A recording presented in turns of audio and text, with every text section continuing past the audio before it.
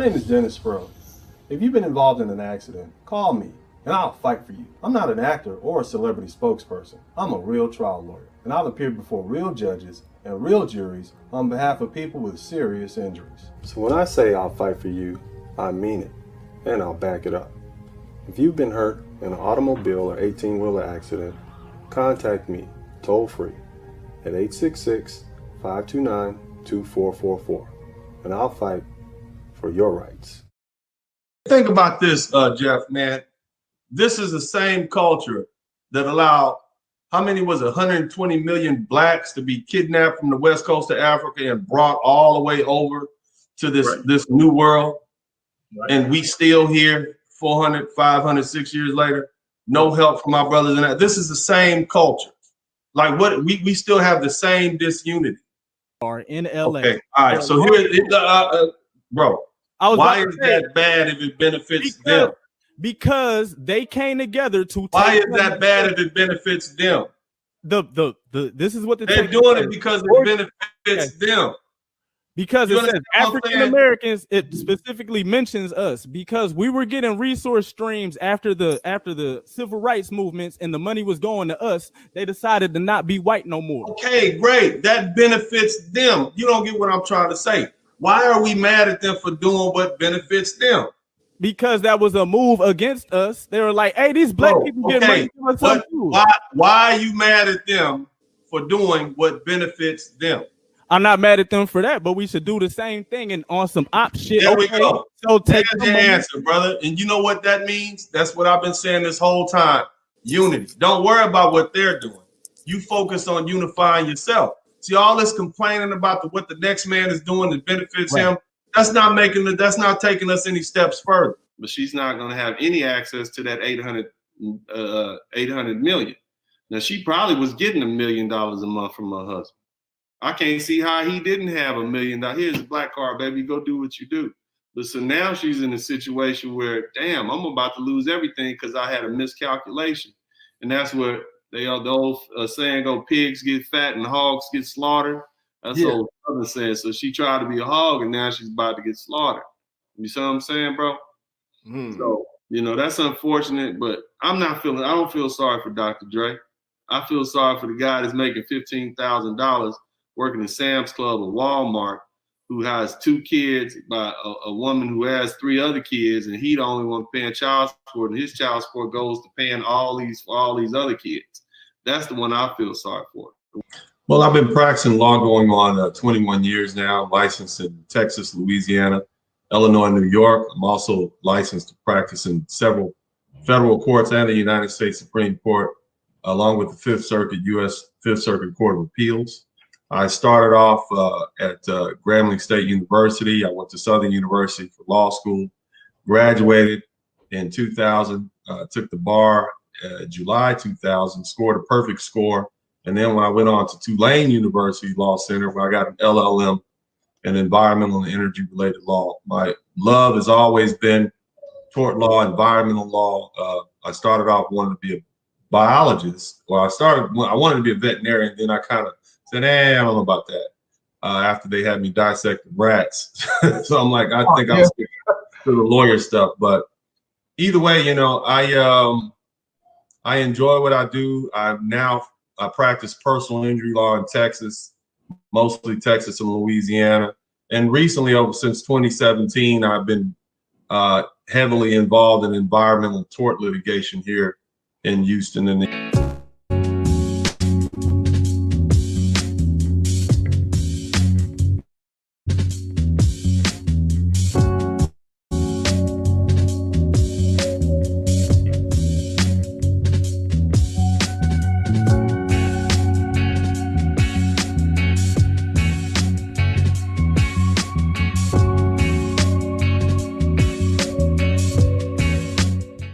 Dramatization. After a car wreck, you may have to fight with a highly trained insurance company rep whose job is to knock your damaged claim down and out. It's a bad idea to enter the ring alone against a trained boxer, and it could be a bad idea to fight against a big insurance company by yourself. When the bell rings, attorney Dennis Sperling will be there to fight for your rights. If you've been seriously injured in a car wreck, call me, attorney Dennis Sperling, at 866-529-2444. That's 866-529-2444.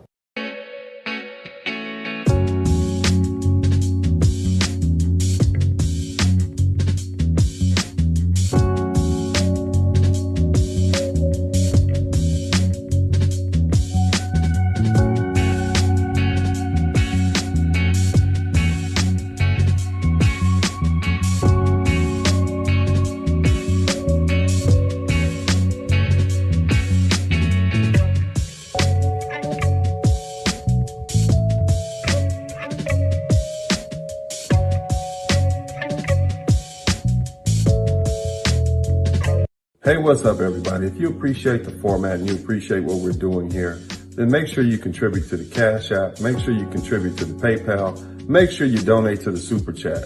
It's only you and your contributions that keep this thing going. Thanks. And we got a lot of stuff going on politically. And the question that I presented today for the brothers here is, this is my statement, just because Trump has been voted out doesn't mean that the show is over. 70 million fervent followers voted for him in 2020, despite knowing all of his shortcomings. Trump is a symptom. He is a reflection of how nearly one half of Americans feel. How does this affect Black men? Let's talk about it. And as the opening statement, it was 2021 and beyond. 70 million Trump voters aren't going anywhere. Look, unless you've been living under a rock, you know that 5 people have been shot and killed in Washington, D.C. As of now, related to the protest outside the Capitol building. One of them is this gentleman, Benjamin Phillips. He basically runs a Trump website, pro-Trump website called Trumparoo, where patriots can mobilize against the corrupt, communist, Marxist, scummy Democrats. Here's another one. We just learned avid Trump supporter Kevin Greeson, who regularly posted online about getting his guns and taking the country back, was one of the 4 people who died in the siege. It was 5 people who died in the siege of the Capitol. Post from Greeson wishing bad things to happen to Nancy Pelosi and identifying with the Proud Boys were found as well. So here's what I'm saying, fellas. You know, these guys, these people are not going anywhere. Because see, all that's going to happen is once these white folks, you know, nature's going to take its course, and 50, 100 years from now, this is going to be predominantly probably a Latino country. You see what I'm saying? You're going to still be mad? Because they do what be bad thing. I mean, what are they? It's just another group of white folks. They're going to do what benefits them. What are you going to do to benefit you? I can't be mad at Ariel or other Hispanics for doing what benefits them, bro. My Uncle Slim told me this a long time ago, man, when I was a youngster, man. He's a hustler. Anybody who reads my book, he said, man, you never get mad at another man about his own stuff. I can't get mad about the Hispanic man for doing what's in his own benefit. Hey, I can't get mad at the white man for doing what's in his own benefit. You see what I'm saying? If I'm weak enough that what he does F's me over, that's my own damn fault. I mean, it was on the sneak. This happened before I was born, bro. This was your generation, 1980s, the early 80s. It was. Man, how old are you, bro? How old are you? 36, bro. You 36. I'm 46. We the same age, bro. I'm 48. We the same age, Megatron. You a grown man. You not a baby. You a grown man. We the same age. You understand what I'm saying? We're viable and living at the same age right now. It's just as much your responsibility as mine, brother. What advice do you have for Black men who are, you know, being shamed and people harassing them and stuff about, you know, the wife that they choose, women they want to date? Well, what's your advice to these brothers, man?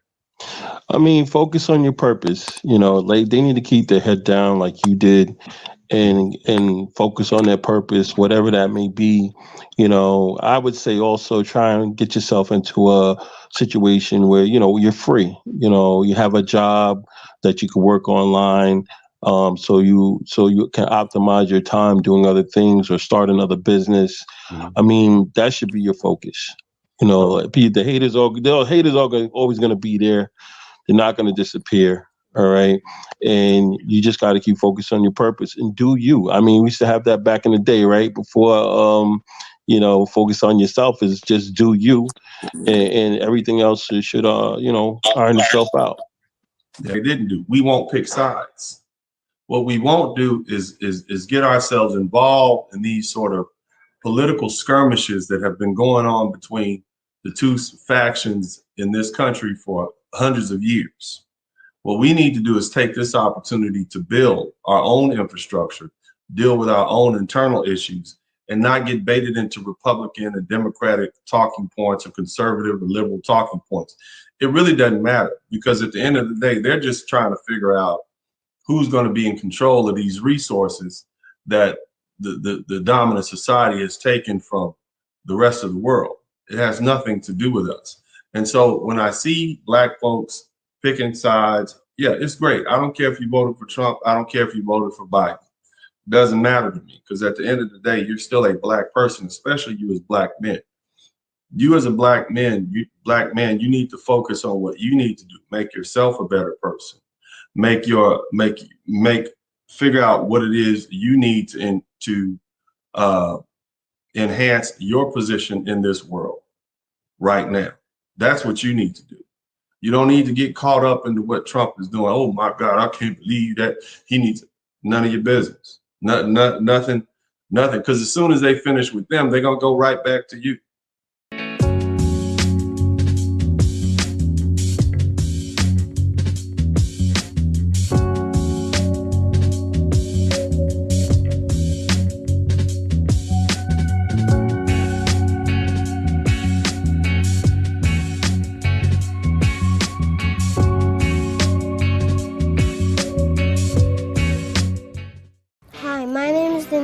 I'm not a lawyer, but my daddy is. Yeah, if you've been hurt in a car accident, call my daddy. No need to scream and yell like a little kid. Yeah, no. My daddy will fight for your rights. Yeah, fight for your rights. If you've been involved in a car accident, call my daddy, returning Dennis Sperling. Hello, I'm attorney Dennis Sperling. If you've been injured in a car wreck, call me at 713-229-0770. Call my daddy.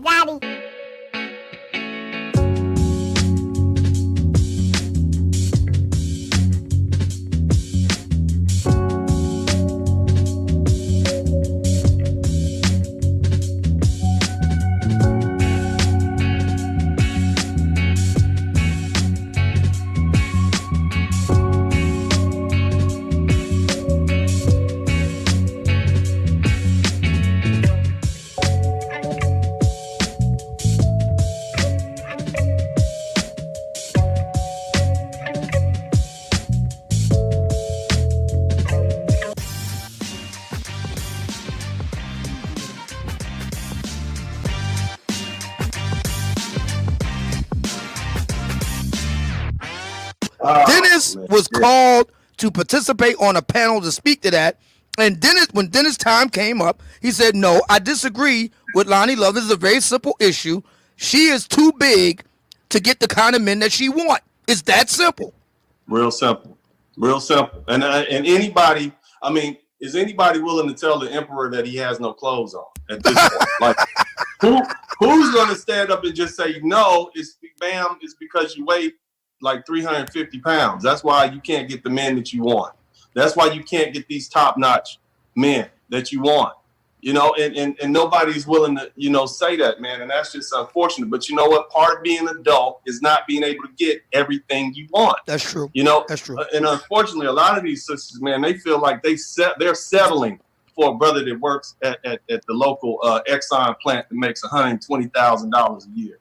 They think they're settling for a police officer up in New York that makes $180,000 a year. They think they're settling for a brother who's a school teacher or administrator making $80,000 a year. In their mind, they all deserve a 50 Cent. They all deserve a Barack Obama. They all deserve you name it, a Future. You see what I'm saying? Right. So, Man, and you also brought up Trump. So I'm going to ask the question, the elephant in the room is, why is it that the recent polls are indicating that 25% of Black men are set to vote for Donald Trump? He's a racist. He doesn't like anybody. He's mean. He's foggity. He lies. He's got a bunch of side women. He's a bad, bad, bad man, according to some of the cable news outlets. Why is it that black men are voting for Donald Trump or set to vote for Donald Trump, according to the latest polls or some of the polls, to the tune of 25%? Can you please explain that phenomenon? Whereas, by contrast, black women are still on the Democratic side and voting for them in the upper 90s. Can you, by your analysis, can you explain that to the audience? Well, I'm thinking that black men are growing more and more frustrated with these left politicians, and they came out in 7% in 2016 for Donald Trump, and the number has increased because when they look at the cities that are run by Democrats, a lot of these black men are not seeing any sort of progress that benefits them. So they look at these Democrats and they're saying, I'm not getting what I need, especially working class, everyday black men out here.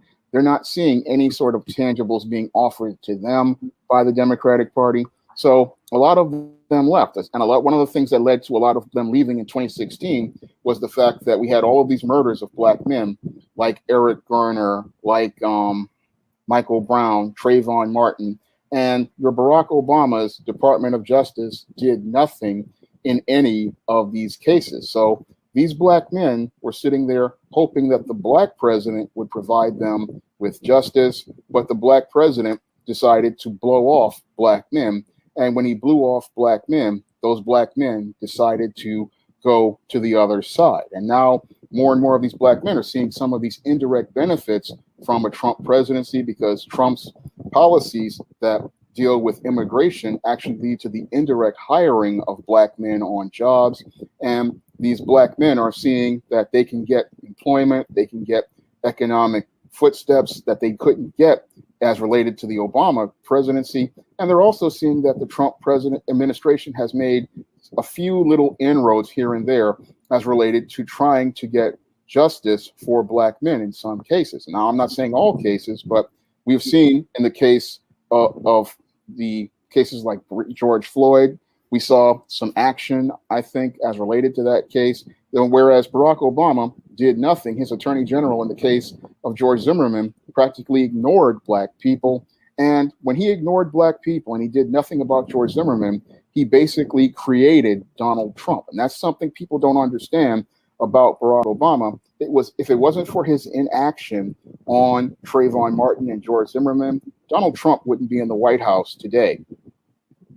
Hey, what's up, everybody? If you appreciate the format and you appreciate what we're doing here, then make sure you contribute to the Cash App. Make sure you contribute to the PayPal. Make sure you donate to the Super Chat.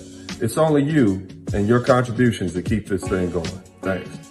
I will scream and I will holler.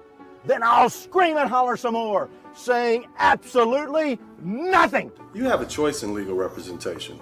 And in making that choice, do you want an attorney with a made-for-TV nickname to represent you in your serious car wreck claim?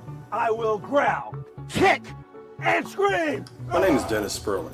If you've been involved in a motor vehicle accident, contact me toll-free at 866-529-2444. The choice is yours.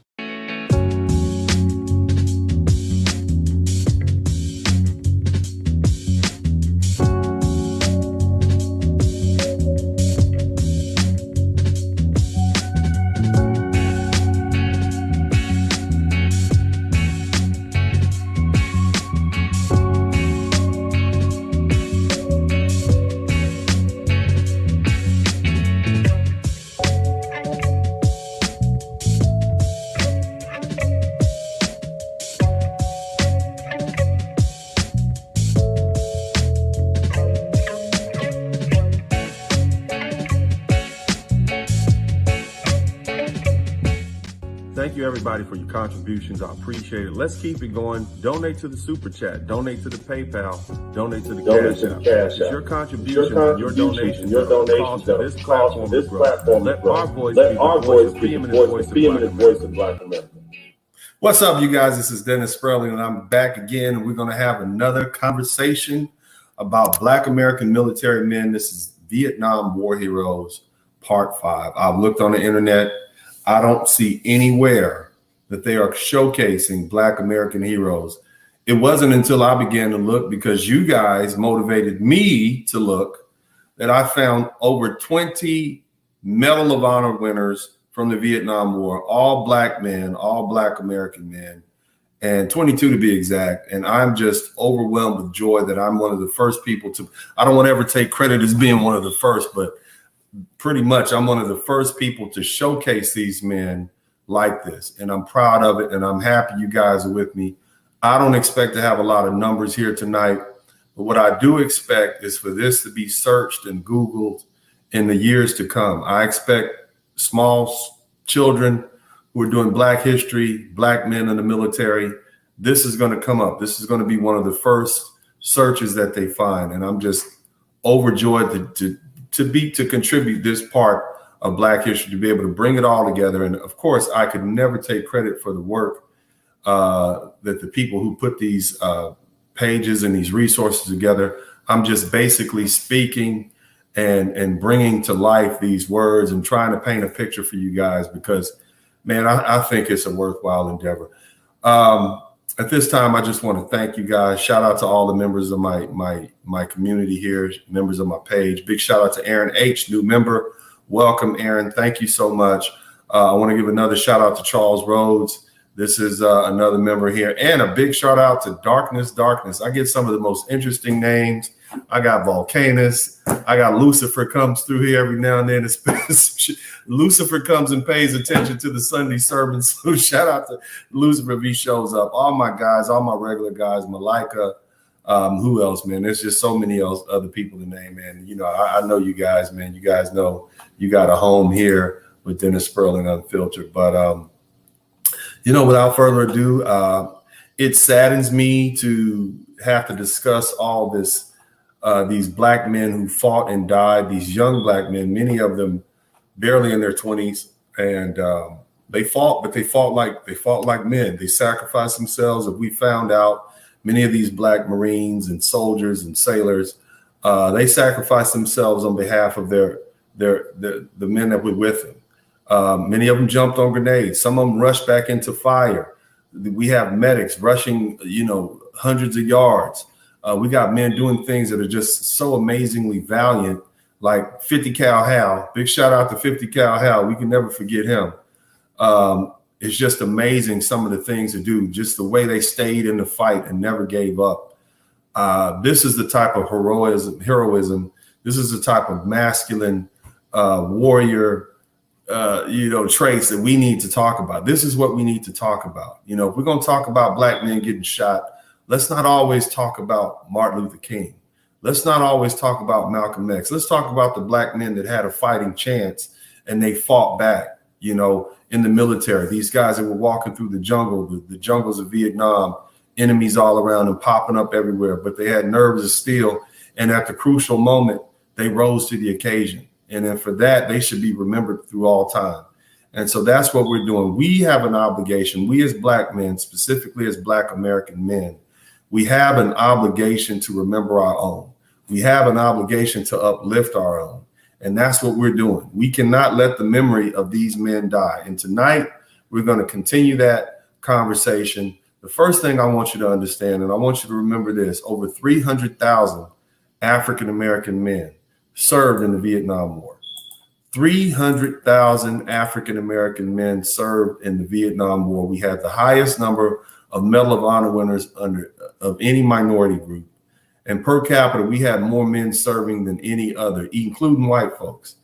So, and of course, white men dominate the country in numbers, but my God, we represented well. Up until they said at one point, 40% of the men in Vietnam were African, between 37 and 42% actually of men serving in Vietnam were Black men, Black American men, born and raised right here in the United States, picked up from Brooklyn, Virginia, North Carolina, South Carolina. Detroit represented extremely well.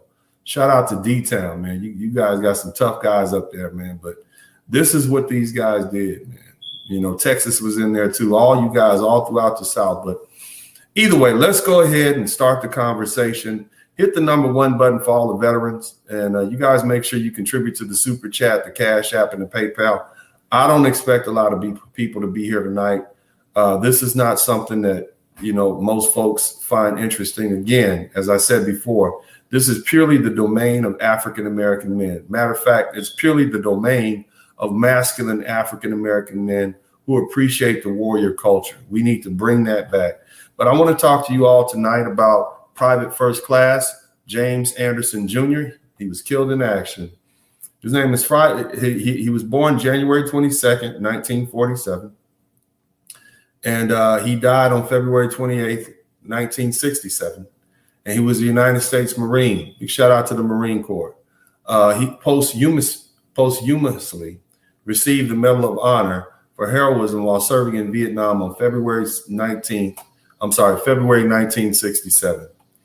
When his Medal of Honor was awarded on August 21st, 1968, he became the first African-American U.S. Marine recipient of the Medal of Honor. So, hey, for all you Marines, so this is your history right here. All you Black Marines, James Anderson Jr., he was the first, he's the first African-American U.S. Marine recipient of the Medal of Honor. How about that, fellas? How about that? This is Marine Corps history right here, especially for you. My granddaddy was in the Marines. Matter of fact, my brother's in the Marines. So, this is something that I think, I know how you guys feel about the Marine Corps. I'm like, yeah, weren't you in the Marines? Once a Marine, always a Marine. I'm like, okay, man. I'm good. I got you. I understand. No problem. That is you. Won't make that mistake again. But, shout out to the Marine Corps, man. They are always the tip of the spear. They always throw them in there first. Not taking away from any of our other armed services, but I just wanted to just acknowledge that. So again, James Anderson Jr., when his Medal of Honor was awarded on August 21st, 1968, he became the first African-American U.S. Marine recipient of the Medal of Honor. And that's just awesome. Joining the U.S. Marine Corps in 1966. So he joined, he wasn't drafted. Anderson took part in Operation Prairie 2. During this operation, Anderson's platoon was advancing through the jungle near Cam Lo Combat Base when they were ambushed by North Vietnamese forces. Anderson jumped on a grenade thrown by a Vietnamese soldier and was killed in action. This action saved other Marine lives, and Anderson was awarded the Medal of Honor posthumously for his deed. I want you just guys to understand that. So you don't run away from the Marine. You don't run away from the grenade. You run to it. This is who we talking about right here. What's the natural reaction when you see danger? The natural reaction when you see danger is to run away from it, right? That's not what he did. He ran to it. Matter of fact, he jumped on a grenade, and I've yet to see anybody survive a grenade.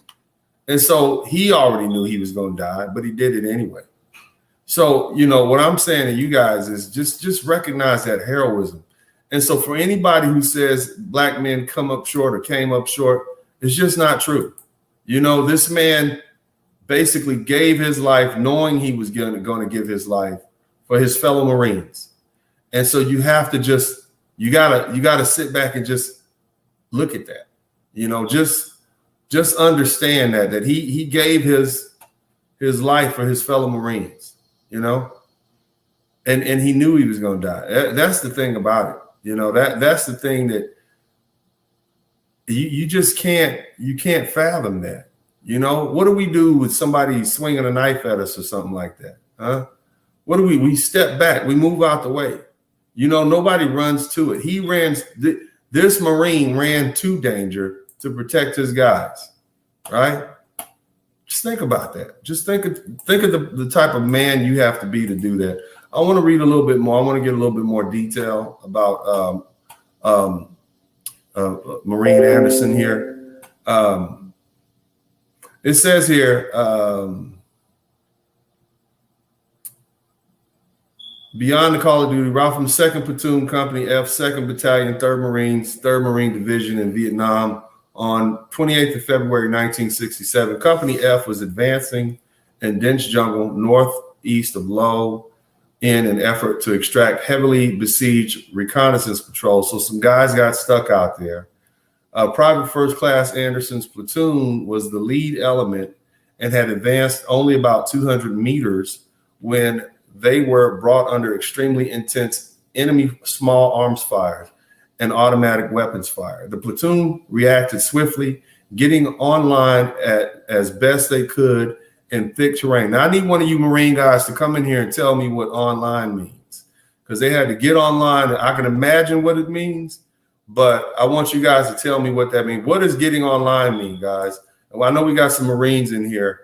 So what does getting online as best they could in thick terrain and began returning fire? I'm assuming it's some sort of maneuver. I don't want to speak out of turn. So if you guys tell me what getting online is. Private First Class Anderson found himself tightly bunched together with other Marines of the platoon only 20 meters from the enemy position. Wow. As the firefight continued, several of the men were wounded by deadly enemy assault. Suddenly, an enemy grenade launched in the midst of the Marines had rolled alongside Private First Class Anderson's head. Wow. He unhesitatingly and with complete disregard for his own personal safety, he reached out, grasped the Marine, grabbed the grenade and pulled it to his chest and curled around it as it went off. I mean, he reached out and grabbed it, right? He reached out and grabbed it and pulled it under his chest. Although several Marines received shrapnel from the grenade, his body absorbed the major force of the explosion. In this singularly heroic act, Private First Class Anderson saved his comrades from serious injury and possible death. His personal heroism, extraordinary valor, and inspirational supreme self-sacrifice reflected great credit upon himself and the Marine Corps and upheld the highest traditions of the United States Naval Service. He gallantly gave his life for his country. I mean, again, this is what this Marine did. And originally he's from Los Angeles, California. So I finally got me one from my hometown, man. Los Angeles, California, representing, man. So this is the brother right here. This is him. He enlisted, LA County. He was from Compton, ain't that something? So he was from Compton, California. They say Los Angeles, but he was from Compton apparently. Los Angeles County is in Compton, California. So this is where he's from, man. It's just the brother had just turned. It looks like he had just turned 20. He just turned 20. He would have turned 20 on January 22nd. 1967, so he was 20 years old when he did that, man. That's something to think about. But this is a Marine, the first Marine to receive the Medal of Honor, first African-American Marine. So that's history right there. So let's get a number one button for Private First Class James Anderson Jr., killed in action in Vietnam. All right, I appreciate that. So let's move on to the next brother. Hit the number one button, guys. If you appreciate what I'm doing, make sure you contribute to the Super Chat, the Cash App, and the PayPal. We want to go on to Oscar P. Austin. Oscar Palmer Austin. Born January 15, 1948. So that's something. Him and the other brother, they were born 2 days apart, right? 1948. He was a United States Marine. We got another Marine here. Wow. So let's see, we got two Marines here. So it's the Marines are showing out tonight. He was a United States Marine, posthumously received his nation's highest military honor, the Medal of Honor for heroism and sacrifice of his own life in Vietnam in February 1969. On February 12, 1969, Austin's observation post near Da Nang was attacked by a large North Vietnamese force. Austin's fellow Marine was wounded, and Austin went over to help him. Austin jumped onto an enemy grenade, landing near the wounded man, and suffered severe injuries, and then protected his fellow Marine by jumping between him and the shooting Vietnamese soldier. He was mortally wounded during this action and was posthumously awarded the Medal of Honor. So you got a man that's down. Your one of your guys is down. And he might die. But in order to preserve whatever life he may have left in him, you jump between. First of all, you jump on a grenade thrown by the enemy, and then you absorb that, and then you come between him and enemy fire. This is what this brother did.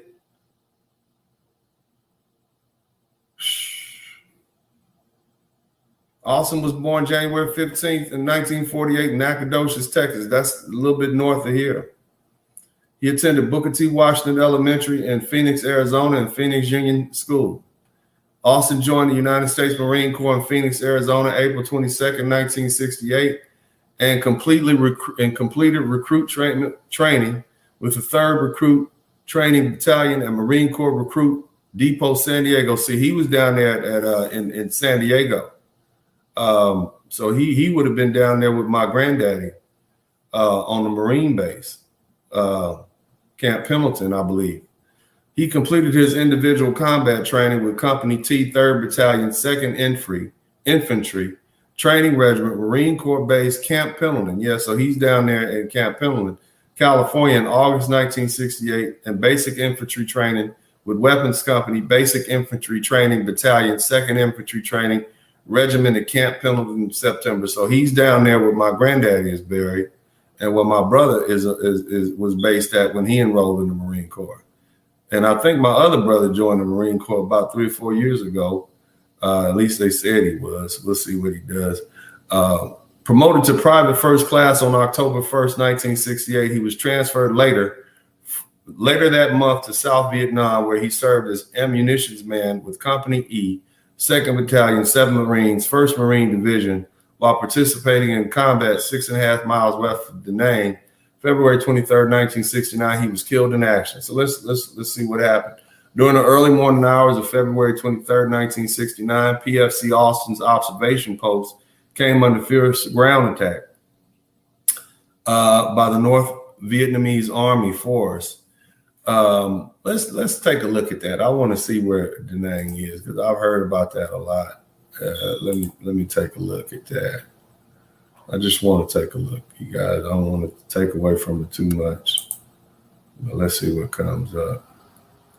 So Da Nang is going to be here. It's about right there. So South Vietnam, North Vietnam. Correct me if I'm wrong, but I think the demilitarized zone was right up in here somewhere. Right, guys? Correct me if I'm wrong, fellas, but I think that's what we're dealing with. But this is Vietnam, so it's basically Indochina. You know, this is China up around here, and then you got, what is that, Laos or Cambodia, and then this is Vietnam. So you got all this strip, all that. So this is where he at, right? Long way from home. Let's go back to where Austin was. Austin, okay, so they came under fierce attack. The Vietnamese army force using heavy volume of hand grenades, satchel charges, and small arms fire. Observing that one of his wounded companions had fallen unconscious in position dangerously exposed to hostile fire, Austin unhesitatingly left. Listen to what he did. He left the relative security of his fighting hole with complete disregard for his own safety, raced across the fire-swept terrain to drag the Marine to safety. This is what Marines do. I see why y'all have a reputation that you do. So you leave your safety in your hole in the ground. You run and go get your fallen comrade and you drag him back under fire. This is what Marines do.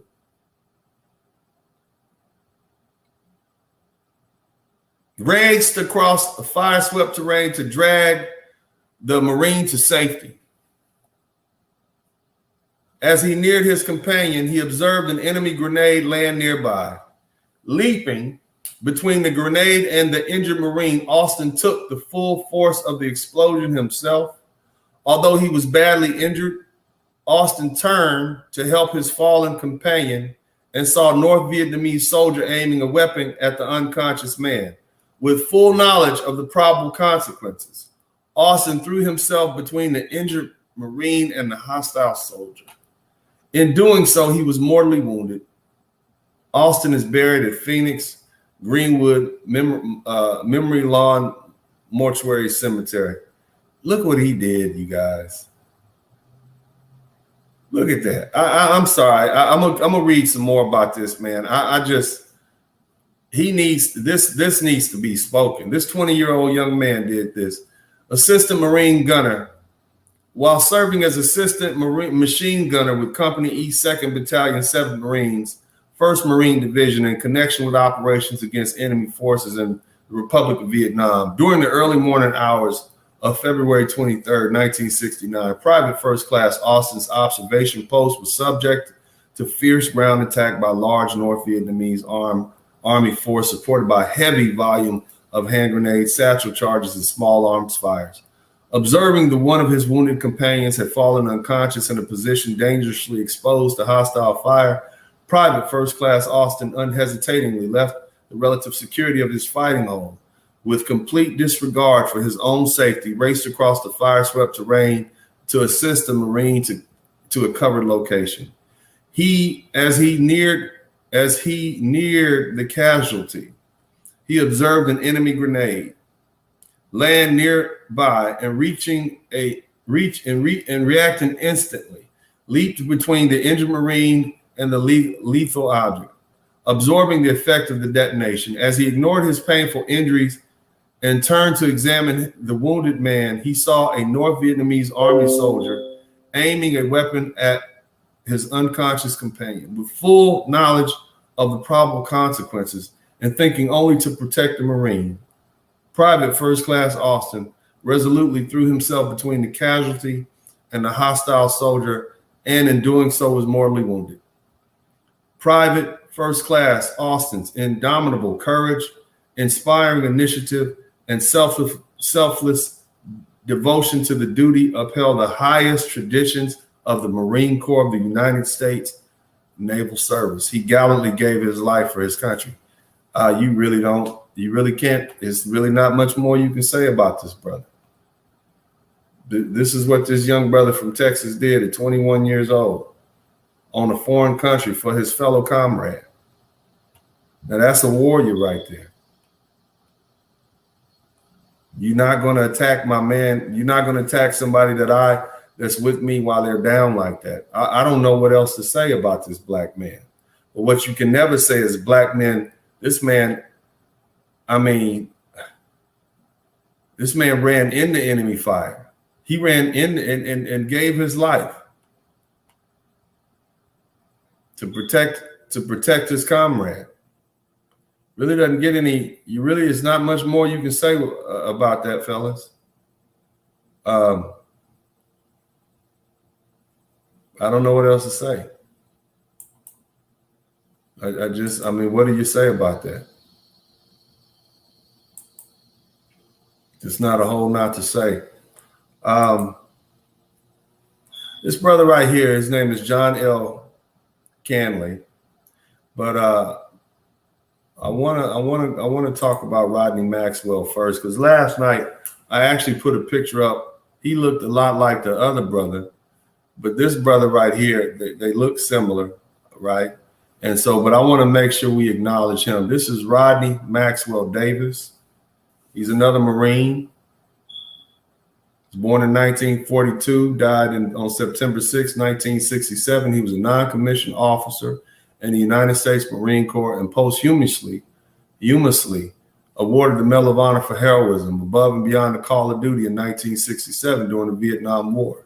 Davis joined the Marine Corps in 1961 and was ordered to the Republic of Vietnam in 1967. In September 1967, during a search and destroy exercise part of Operation Swift, Davis's company was attacked by enemies. When Davis's platoon retreated into a trench, Davis ran up and down his company's line and encouraged the men to fight, returning fire at the same time. When an enemy grenade came close to several men, Davis jumped on the grenade, saving his men's lives. So what you got here is another leader pushing his men forward to fight and jumping between them and a grenade. This is the leader, you guys. This is a non-commissioned officer. This is a sergeant in the Marine Corps. See, this is an example of leadership. I always tell people I lead from the front. I would never ask you to do anything I wouldn't do myself first. And this is what leading from the front is. This is a Marine right here. But this is also a black man, and this is also an example of what leadership is. What did he do? He ran up and down his company's line and encouraged the men to fight, returning fire at the same time. This is what he did. And when an enemy grenade came close to several men, his men, Davis jumped on a grenade and saving his men's life. Let's read a little bit more about him. Davis was born on April 7, 1942. So he's from Macon, Georgia. So he's Georgia born. To Gordon N. Davis and Ruth N. Davis. He attended elementary school and high school there and graduated from Peter G. Appling High School on May 29, 1961. Shortly after graduation, Davis enlisted in the United States Marine Corps in his hometown on August 31st, 1961. Then reported for recruit training with the 1st Recruit Training Battalion Marine Corps Depot in Parris Island, South Carolina. Upon completion of recruit training in December 1961, he was transferred to the Marine Corps base Camp Lejeune, North Carolina, and underwent individual combat training with 2nd Battalion, 1st Infantry Training Regiment, graduating the following February.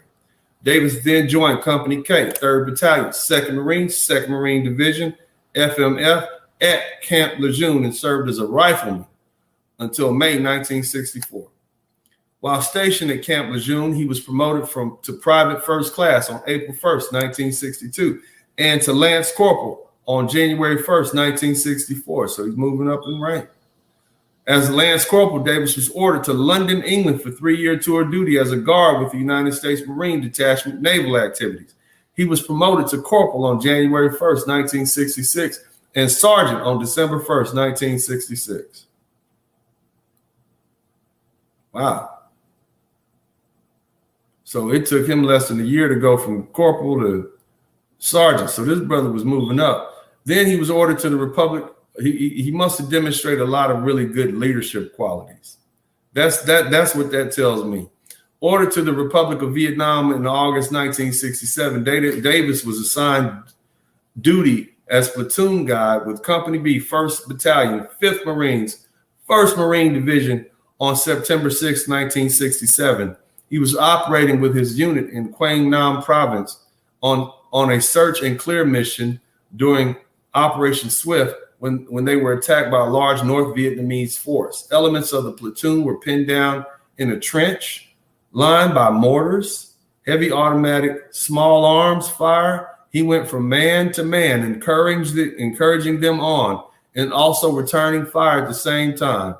An enemy grenade fell into the trenches. His men were fighting from, and without hesitation, he threw himself upon the grenade. He saved his fellow Marines in this selfless act and thus earned the nation's highest military honor, the Medal of Honor.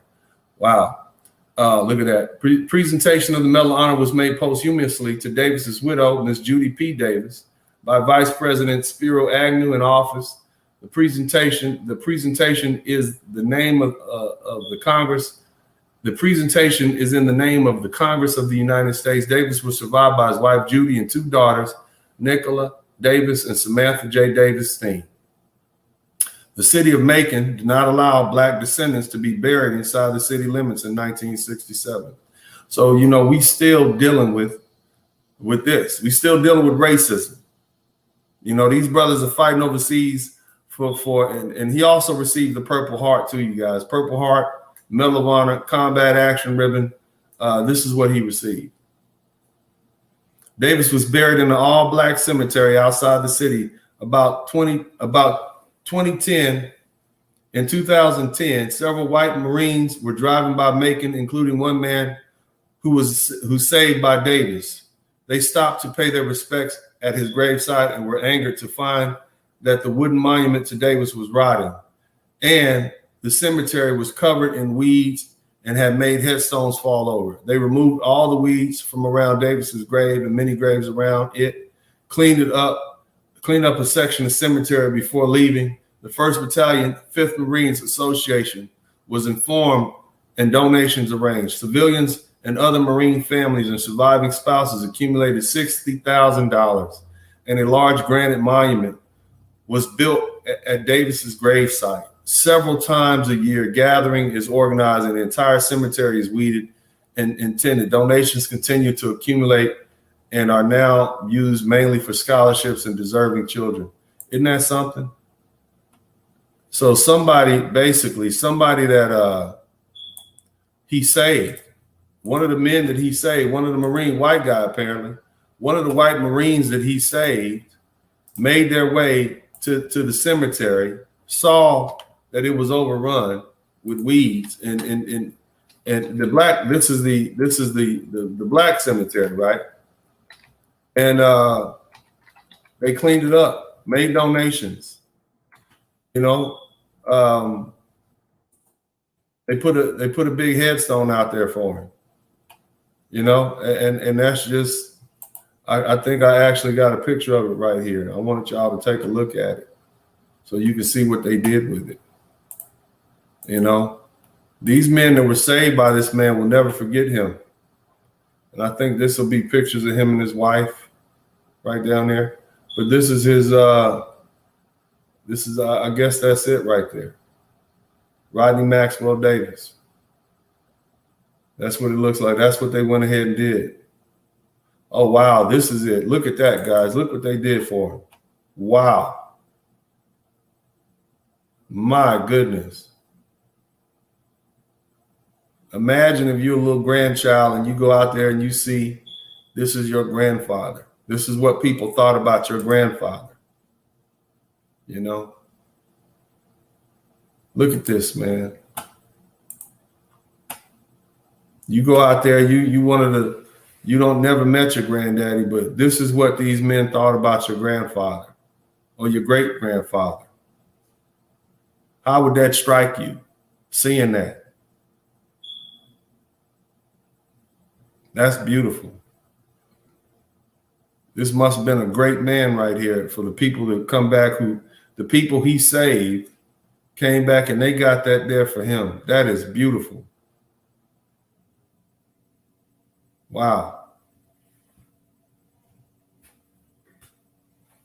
So we appreciate your service, sir. Hit the #1 button for Sergeant Davis and what he did. Hit the #1 button for him, y'all. Make sure y'all hit the #1 button. Hit the #1 button for all these great guys, all these unsung heroes, all these black men who served in the military, and people seem to want to forget, but we're not going to let them forget. We're going to keep at it. Now, this brother right here, this man right here, his name is Sergeant Major John L. Canley. Right? This is the last one we got here, fellas. But so I want you guys to make sure you hit the thumbs up button. We got 20 people in. I don't know how many thumbs. I don't know why we get thumbs down. Who puts a thumbs down to this? I mean, who doesn't like this? This must be, who can this be? You know, even the who thumbs downs this? You guys make sure y'all hit the thumbs up button. All right? Because we got somebody in here hitting the thumbs down button. I can't believe, how could you? I don't know. Maybe they just don't like me. I don't know. Maybe they don't like my voice. Who knows? But either way, you guys contribute to the Super Chat, the Cash App, and the PayPal. This has definitely been eye-opening, but I'm moved myself. I want to talk about Sergeant Major John L. Canley. He was born on February 1st, 1938. He's a retired United States Marine, still alive, praise God, and recipient of the United States military's highest award of valor for the Medal of Honor for his actions in February 1968 during the Battle of Hue. At the time of this action, Canley was a gunnery sergeant with Company A, 1st Battalion, 1st Marines. Canley was originally awarded the Navy Cross, but This was upgraded to the Medal of Honor, which is presented on October 17th, 2018. Let's read a little bit about him. Canley was born in, oh my God, Caledonia, Arkansas, hot darn. In 1953, Canley enlisted into the United States Marine Corps from Little Rock, Arkansas, and retired in 1981. He lives in Oxnard, California. That's up the coast from LA. On the morning of January 31st, 1968, Company A, 1st Battalion, 1st Marines was loaded onto trucks and sent to reinforce United States and the South Vietnamese forces under siege in Hue. As the convoy approached the southern suburbs of the city, they began to come under increased sniper fire. In one village, the troops dismounted and cleared the houses on either side of the main street before proceeding. The Marine convoy stopped several times to eliminate resistance in heavy house-to-house, street-to-street fighting before proceeding again. So this wasn't jungle fighting. This was urban fighting. Man, so they fighting house-to-house here, right? And my man BA said pronounced Way. Thank you so much. It's pronounced Way, not Hugh. Thank you so much, Way. Well, I think so. This would be Way City. Thank you so much. During the fighting, the company commander, Captain Gordon Batchelor, was wounded, and Gunnery Sergeant Canley assumed command of the company, and he and the Sergeant Alfredo Cantu Gonzalez led the Marines in defense of the convoy actions, for which Gonzalez would later be posthumously awarded the Medal of Honor. At about 15:15, so I guess what is that? That's about 3 o'clock. 3 o'clock in the afternoon. After bloody fighting, the Marines managed to make their way toward the besieged Military Assistance Command Vietnam, Command MACV compound, and Canley was awarded the Navy Cross. Sergeant Major Canley retired from the Marine Corps on October 23rd, 1981. We're gonna have to look some more. We're gonna have to read some. I need to see here. So here we go. So let's get the details here. Gunnery Sergeant, Company A, first class. Let's see what happened on 31st of January.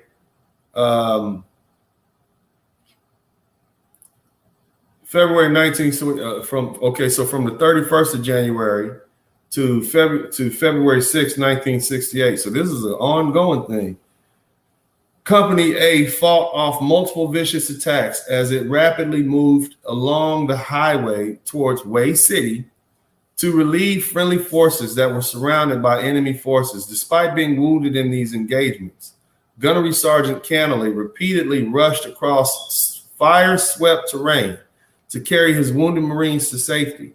After his commanding officer was severely wounded, Gunnery Sergeant Canley took command and led the company to Way City.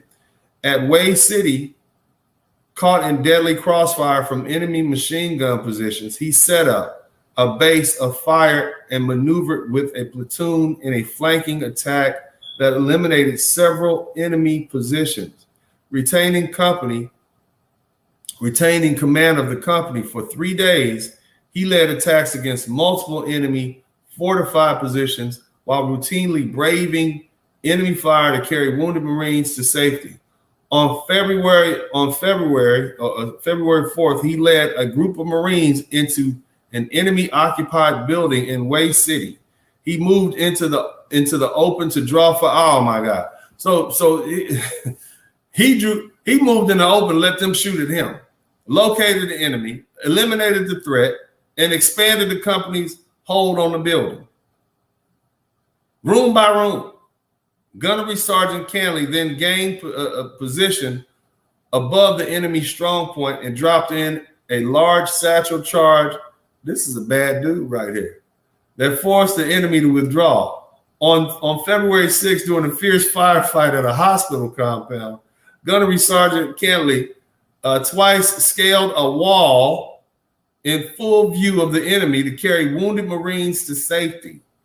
By his undaunted courage, selfless sacrifice, unwavering devotion to duty, Gunnery Sergeant Canley reflected great credit upon himself and upheld the highest traditions of the Marine Corps, the United States Naval. Oh my God, this is like Superman here, man. But I have a video I want you guys to check out of this brother. So let's just check the brother out, man. Can you guys believe that?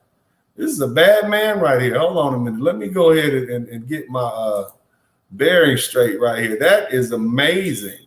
You hear what he did, fellas? My goodness. Let me go ahead and I'm sorry, I'm clicking through this stuff because I got a lot of stuff up here, but we're gonna get back to John Cannelly. That's a bad man right there.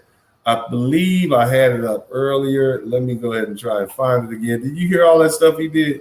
So this is not a one incident. This is a long, drawn out 3 or 4 day fight. And the brother was he was everywhere. I mean, that's what it sounds like to me. Let me go ahead and pull this video up that I had ready for you guys. Give me 1 minute, and you guys will see what I mean. Hold on 1 minute, fellas. I apologize for losing it right there, but we back. Let's see if we got it in here. Man, you know what? The thing is, they got a ceremony for. Okay, here we go. I think this is it. Let me see if I can pull it up. Hold on a minute, fellas. All right, here we go. So here we go. Give me 1 second. I'm pulling up a big shout out to Aaron H. Thank you too, Jason Lee. Look, it's only a certain group of brothers that want to see that. I'm doing this stuff for you guys, man. If y'all appreciate it, you want me to keep doing stuff like this, man, you know, make sure you contribute to the Super Chat, the Cash App, and the PayPal. I could be talking about baseball players, and I'd have 200 people up in here right now, but I think this is important. Go ahead. I think the first few days, you're just waiting to get shot. I don't know how the Marines feel that way, but I was just waiting. And then, of course, you adapt. You have to adapt because you can't function, being afraid. You have to act.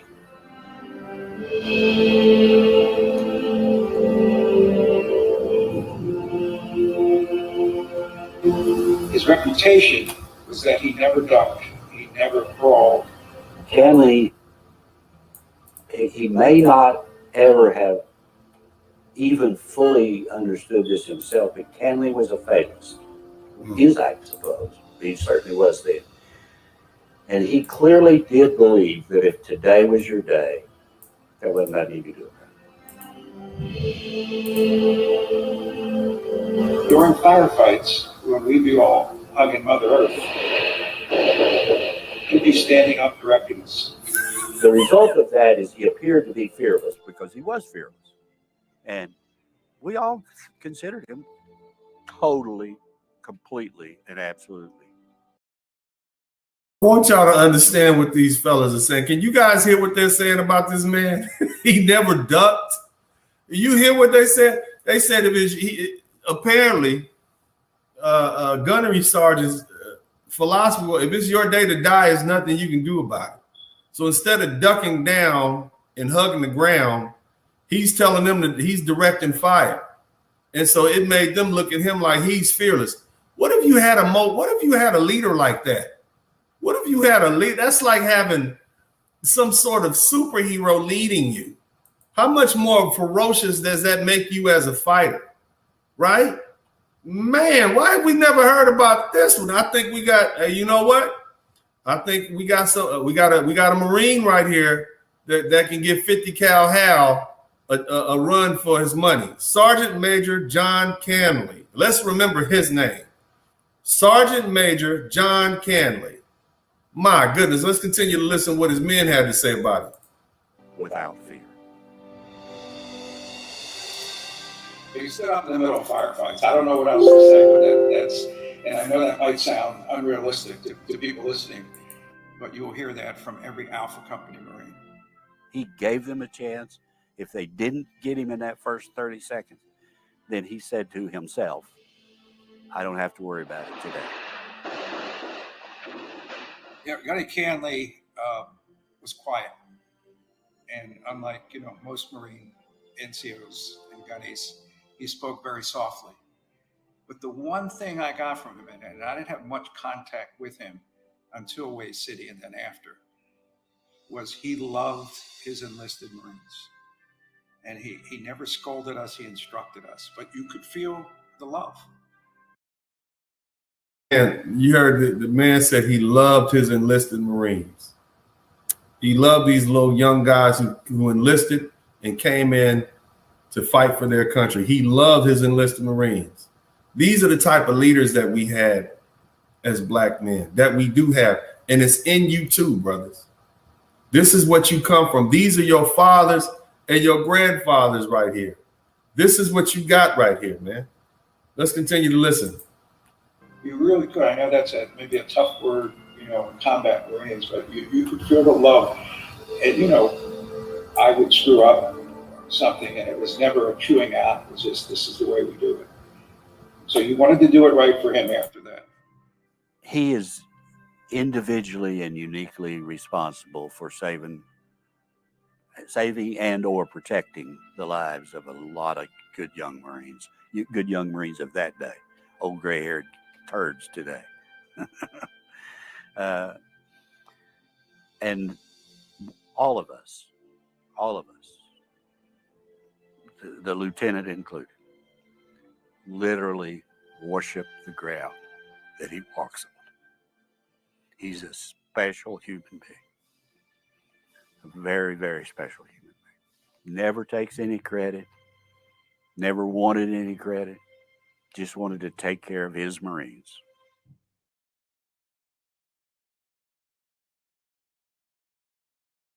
How about that, guys? This is what these men have to say about this man 50-something years later. I want you guys to think about that. Think about the type of leadership it takes to, aside from the fact that he wouldn't duck in a firefight, aside from that, this is the brother right here. There's another article out there I want to try to pull up on him because he finally got his Marine. I believe he moved to Oxnard. And big shout out to Rock One. Thank you, man. I'm tearing up too, bro. FLA fella said, I'm tearing up too, bro. Like, don't start that up in here, man. I got enough haters on the internet, man. But man, I mean, when you hear about that, man, what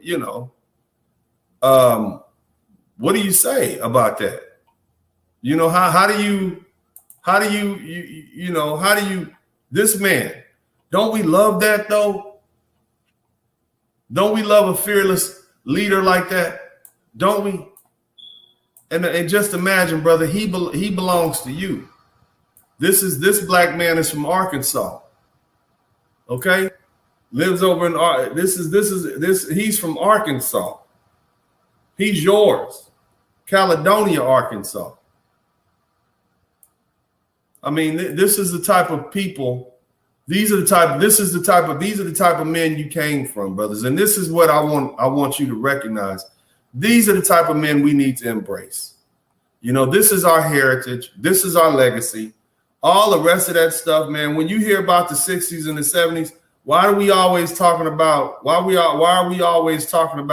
singers and stuff like that? What about these soldiers? What about these Marines? We've had 4 Marines tonight that we talked about. All of them received the Medal of Honor. And here's the thing, John Canley is still alive. Master Sergeant John Canley is still alive. He's still here. People don't understand when you see your own and what they will. I mean, when you see your own, it's nothing like seeing your own succeed like that. It's nothing like seeing this man, this Marine. Wow, John Canley. I hope that if your family sees this, we just want to say thank you, for what you're giving us. I mean, this is just a bunch of guys on the internet, randomly looking. This is the brother right here. This is what he looked like now. I want you to look like him. Man, who would have thought this little old fella right here with the hat on? Let me put this up here for you guys to see. If I can get it up there. Some of us, that's him right there. Oxnard Marine journeying to the White House for his Medal of Honor. So Donald Trump gave him a Medal of Honor. Let's see if we can hear what he has to say. Hold on, fellas. Hold on.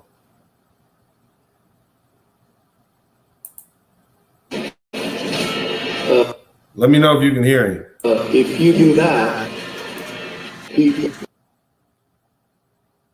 To me, being a leader is about taking care of your people. If you do that, they would. Oops. Can you guys hear? Of you, and you don't have to worry about the mission. And it really doesn't matter whether or not it's military or civilian. If you're in a leadership position, you should always remember that. People, subordinates have problems. You must do everything that you can within your power to alleviate that problem. It might not mean anything to your eye, but it's something that affects them.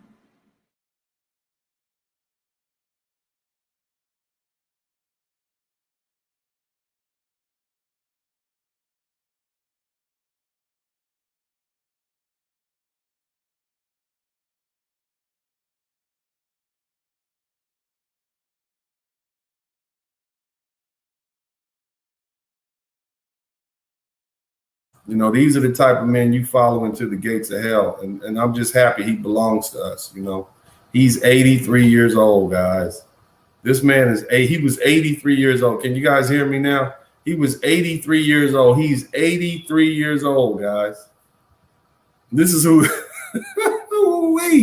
he served in the Marine Corps from 1953 to 1981. And he's 83 years old now, guys.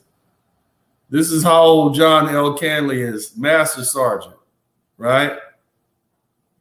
But man, this is either way, you guys, if you appreciate what we're doing here, man, if you appreciate this series, Black American Military Men, Vietnam War Heroes, I'll open up the chat line for you guys to come in, and you know, maybe we can debrief a little bit. So who's okay? So we got 50 Cal Hal, right? But now we got Gunnery Sergeant Canley, right? So who you guys with? Who you voting for? 50 Cal Hal, Army, or are we going for Gunnery Sergeant John Canley? They both are some tough guys. Who you got? I need to know, fellas. I need to know who you're with. Let me know who you're with. We need to know. Okay. You guys let me know who are you with. 50 Cal Hal or Gunnery Sergeant John L. Canley. Who's your vote going in for? And by the way, the link is in the chat room. If you guys want to come in and debrief, you know, after looking at this, I don't want to just end it. My man, let me see. DJ B-Side says it's a dead heat for me. I feel you. FLA fella says Gunny Canley Semper Fi. Okay. Well, you might be a little biased because you sound like you're a Marine. But let's see who else we got in here. Canley, we got 2 votes for Canley. Come on, man. Got Canley. Okay. Faulkner is good going with the Army. So we got 3 for Canley, 1 for 50 Cal Hal, and a no vote. But we got an equal. You know, they're dead. Both are amazing. Yes, they are, man. It's a hard choice. Oh my God. I mean, what did we do, man? The link is in the chat room. If you guys want to come in and talk for a little while, man, just because I don't want to just end it. I know it's probably, you know, looking at this sort of stuff is my man Ari said you got to go to 50 Cal Hal because he used their hand. But you got to think about it. Gunnery Sergeant Canley, they fought 6 days, man. He's running through firefight. He stood up in the firefight. That was his normal thing. He stood up in firefights, bro. His men said, we're down there clutching the ground, clutching the earth, and he's standing up in the firefight and said, if you don't get him, if they didn't get him in the first 30 days, if they didn't get him in the first 30 seconds of the firefight, it wasn't his time. He scaled walls several times with Marines. Okay, he scaled walls with Marines in open view of the enemy. This is what Gunnery Sergeant did, fellas. Okay, I mean, we're not taking anything away from 50 Cal Hal because man, 50 Cal Hal was he Detroit represented well, okay? But man, just to even be having this conversation, my guys say out of respect, it's a draw. I got it, man. Both damn tough. But these are the men you guys come from. You know, these are the Black American men. Whether you from Detroit, Chicago, LA, these are your heroes, brothers, and you should embrace them. We should never forget them. I want you guys to download this series. I want you to take the links that I have here, and I want you to copy them, and I want you to put them somewhere. You're welcome to download them and upload them. You can chop them up, whatever you want to do, but let the word get out. Let's talk about our heroes. And these are men who in the 19th, they're still alive. We got heroes now. We got Black American heroes now. Don't let anybody disparage us. Don't let anybody tell you that Black American men didn't kick in when we were supposed to. We did that. You know, by the time everybody else got here, the fighting was already done. Our Black American immigrant brothers and sisters from Africa, Vietnam ended in 1971. You guys missed that one. And I'm not knocking anything else, but we're the ones that did what? We're the ones that did what? Every major war that this country fought, we participated in it. Civil War. I'm sorry, Revolutionary War, War of 1812, Civil War, World War I, World War II, Korea, Vietnam. This is it. We've talked about 20 Medal of Honor winners, and some of them more than that. This is it. Some of the amazing things these guys have done. And here's the thing, fellas. This is part 5. We got one more part. If you appreciate what we're doing, make sure you hit the number 1 button, guys. Go ahead and hit the number 1 button. Do it for the algorithm. That's the first thing I need you to do. Number 2, hit the thumbs up button. We got 22 people in here. Why? Because apparently this is not that interesting to other people. No one wants to hear about Black men and especially just exclusively Black American men, what we've contributed. That goes against the narrative. If you begin to bring up these 20 Medal of Honor winners, that destroys the narrative that we didn't kick in. It destroys the narrative that Black men are lazy, that Black men don't work hard, that Black men don't have great leadership skills. That's what it does. So you need to remember these names. You got 50 Cal Hal. Now you got Gunnery Sergeant Canley. This is what you got now. You brothers should be inspired. You don't let anybody talk bad about us or disparage us. Yeah, they won't put this on the History Channel, but thank God we got YouTube, because I'm right there with you. All you got to do is search Black American war heroes, and this will come up.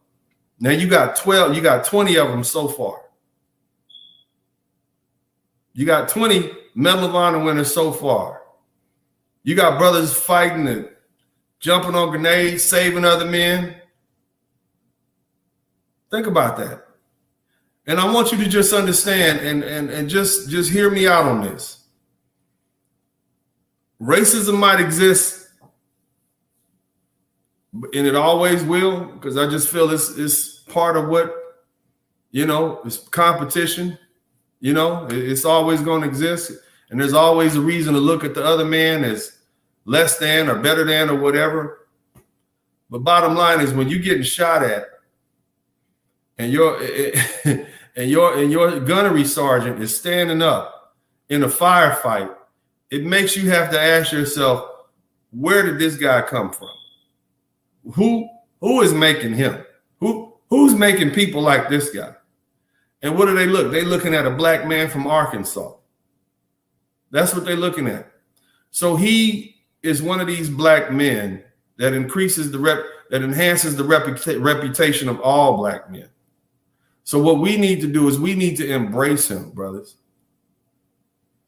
We need to embrace him. These are the type of heroes that we need to talk about on Black History Month.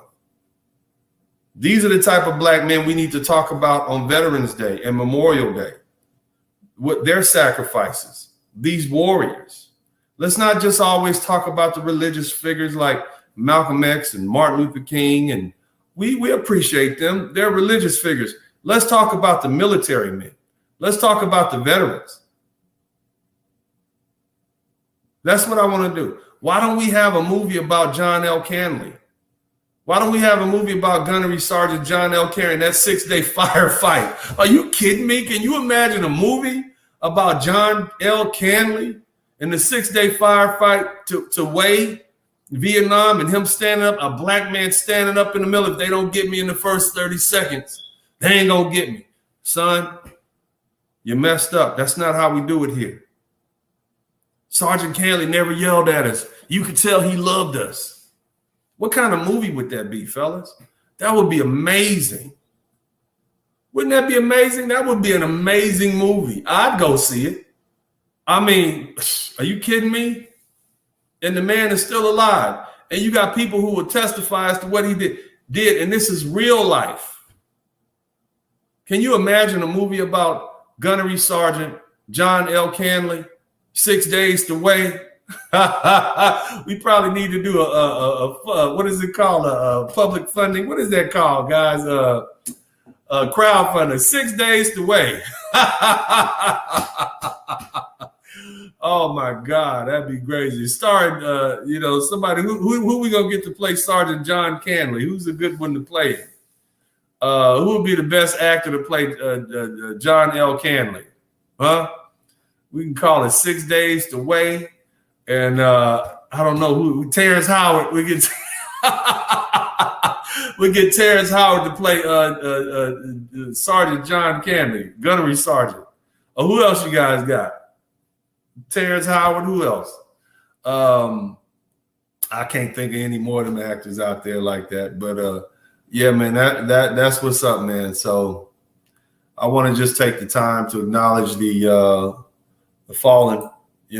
I want to acknowledge the brothers, the men that are scrolling across the bottom of the screen.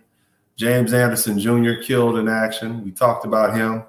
He jumped on a grenade. Private First Class Oscar P. Austin, he too jumped on a grenade. And remember Sergeant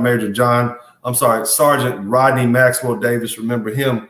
He was running through the trenches, shooting at the same time, getting his guys together, telling them to fight. And then what? All of a sudden, what? Grenade comes in there. He instantly jumped on top of it. That's honor, fellas. I mean, a lot of people don't understand leadership is not just about telling people what to do. You care about those people, and I'm in a leadership position in that I run my own corporation and my business, and my employees, I care about them. I care about what they're dealing with. Sometimes I hear about certain things that's going on in their personal life, and, I contribute where I can, where it be a bonus here and there to help them out, or, helping out with family, these sort of things. Of course, I don't want to bring it up, but I do that because I care about them. When you're in a leadership position, see, part of being a leader, it's not about just telling people what to do. People get off on the power trips associated. I'm a leader. No, you have to care about people. If the Most High God puts you in charge of people, and he puts you in charge, whether you renting property, whether or not you're a boss, any of that stuff, you make sure you take care of them like the Lord Almighty is looking at you over your shoulder. That's what you do when you're placed in a leadership position. The advice that I give you guys is nothing short of the same advice I would give my own children. That's what I'm telling you guys. My sons are going to sit up and watch these videos. Matter of fact, I'm going to make them sit up and watch these videos about these gentlemen. And I want to know each and every one of their names. So, the thing is, man, I don't know what else to say, but again, Sergeant Major Canley, John L. Canley, Sergeant Rodney Maxwell Davis, killed in action. Private First Class Oscar P. Austin, James Anderson Jr., Private First Class. Let's just hit a #1 button for all these fallen Marines, right? Hit the #1 button for all these fallen Marines, and not the fallen Marine, but the 83-year-old Gunnery Sergeant John L. Canley. Let's make sure we hit the #1 button for them, man, because they make me feel like #1 just reading their stories. you guys who appreciate what we're doing, man, just hit the like button, contribute to the super chat, the Cash App, and the PayPal. Again, look, I got 32 people in the chat room. This is not for everybody. This is just for you brothers, man. This is for you brothers. And what do you Marines say? Simplify. Yeah. If this is the type of Marine, these are the type of men that the Marine Corps makes. I think I know my my two brothers went to the Marine Corps and my granddaddy. And so, I appreciate the Marine Corps, and I appreciate what the Marine Corps does for these men. These are great men. God bless them. I appreciate you guys. And those of you guys who appreciate what I'm doing, man, make sure you contribute to the super chat, the Cash App, and the PayPal. And we're not here knocking the rest of them, right? No, what we're doing is we're just acknowledging these men who are Marines. This is Marine Corps night tonight. So, that's kind of what we're doing here. This is Marine Corps night. I got them all bunched in together. But other than that, man, God bless you all. Thank you. I appreciate your time. I know I came on a little bit late, but I had to appear on Fox tonight. But that's all right. We're just going to keep it pushing. But other than that, man, this is Uncle D. I love you guys. And I'll let it run a little bit afterwards so you guys can leave your comments in the chat room. But other than that, it's Uncle D, and I'm out.